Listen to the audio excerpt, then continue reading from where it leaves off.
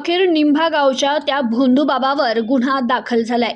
अंधश्रद्धा पसरवून लहान मुलांवर अमानुष कृत्य केल्याप्रकरणी अकोला जिल्ह्यातील मूर्तिजापूर तालुक्यातील निंभा येथील चेतन मुळे याच्या विरुद्ध मूर्तिजापूर ग्रामीण पोलिसांनी गुन्हा दाखल केलाय।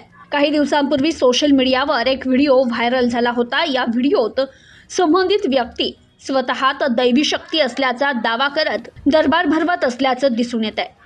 तसेच लहान मुलांच्या कपड्यांना पकडून त्यांना फिरविण्याचा प्रकारही समोर आला होता।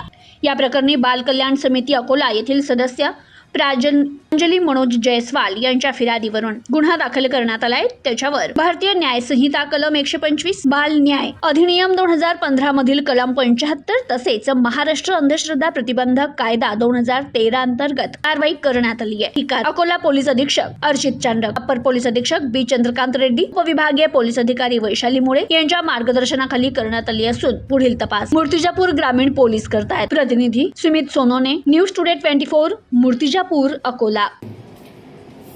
पोस्ट मूर्तिजापूर ग्रामीण हद्दीतील ग्राम निंबा येथे राहणारे इसम नामे चेतन सुनमुळे त्याचा एक व्हिडिओ व्हायरल झाला होता। त्यामध्ये तो दैवीशक्ती असल्याच्या अनुषंगाने लहान मुलांना कपड्यामध्ये बांधून दातामध्ये पकडून फिरवत असल्याचा व्हिडिओ आहे, दरबार भरत असल्याचा व्हिडिओ आहे।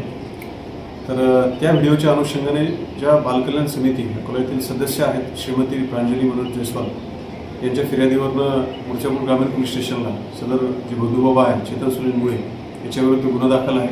त्याचा अपराध क्रमांक आहे 189/26, BNS कलम 125, JJ ॲक्ट 75 आणि अंधश्रद्धा निर्मूलनाचा जो 2013चा महाराष्ट्र शासनाचा कायदा आहे त्यातील कलम 3 नुसार गुन्हा दाखल आहे आणि त्यामध्ये वरिष्ठांच्या मार्गदर्शनाखाली तपास चालू आहे।